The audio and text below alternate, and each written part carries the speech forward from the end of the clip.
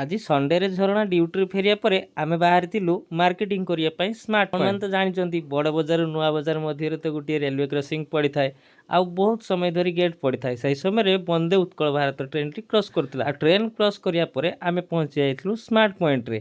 ଆମେ ଟିକେ ଅଧିକା ମାର୍କେଟିଂ କଲେ ଆମେ ସ୍ମାର୍ଟ ପଏଣ୍ଟ ପଳେଇ ଆସୁ, କାହିଁକିନା ସ୍ମାର୍ଟ ପଏଣ୍ଟରେ ପ୍ରତ୍ୟେକ MRP ଉପରେ ଡିସ୍କାଉଣ୍ଟ ମିଳିଥାଏ। ସ୍ମାର୍ଟ ପଏଣ୍ଟ ଭିତରକୁ ପଶିବା ପରେ ଝରଣା ଗୋଟେ ବାସ୍କେଟ୍ ନେଇ ତାଙ୍କ ମନ ପସନ୍ଦର ଯେଉଁ ଜିନିଷଟି ଦରକାର ବାଛି ଚାଲିଥିଲେ। ସୋରିଷ ତେଲ, ରିଫାଇନ୍ ତେଲ, ସାମଗ୍ରୀ ରଖିବା ପାଇଁ ଡବା ବହୁତ କମ୍ ରେଟ୍ରେ ମିଳିଲା ଏବଂ ଗ୍ରୀନ୍ ମଟର ଫ୍ରିଜ୍ରୁ ବାହାର କରି ବୁଟ ଡାଲିକୁ ପ୍ୟାକିଂ କରିବା ପରେ ଝରଣା ଭୀମ୍ ଏବଂ ହାର୍ପିକ୍କୁ ବାଛିବା ସମୟରେ କୋଲଗେଟ୍ ଦେଖି ମୋର ମନେ ପଡ଼ିଗଲା କୋଲଗେଟ୍ ସରିଯାଇଛି ବୋଲି, ଆଉ ମୁଁ କୋଲଗେଟ୍କୁ ନେଇ ସବୁ ସାମଗ୍ରୀ ବିଲିଂ କରିବା ପାଇଁ କାଉଣ୍ଟରରେ ଦେଇଦେଇଥିଲି। ଆପଣମାନେ ଜାଣି ରଖିଥାନ୍ତୁ ସ୍ମାର୍ଟ ପଏଣ୍ଟରେ ବିଲିଂ ସମୟରେ ଯେଉଁ ନମ୍ବରଟି ଆପଣମାନଙ୍କୁ ମାଗିବେ ସେଇ ନମ୍ବରଟା ସବୁବେଳେ ଦେବେ, କାହିଁକିନା ସେଇଥିରେ ପଏଣ୍ଟ ଏଡ୍ ହୁଏ। ସେଇ ପଏଣ୍ଟରେ ବି ଆପଣ ଅନ୍ୟ ସାମଗ୍ରୀ କିଣିପାରିବେ। ଆଜିର ମିନି ବ୍ଲଗ୍ଟି ଭଲ ଲାଗିଥିଲେ ନିଶ୍ଚୟ ସବସ୍କ୍ରାଇବ୍ କରିଦେବେ। ଜୟ ଜଗନ୍ନାଥ।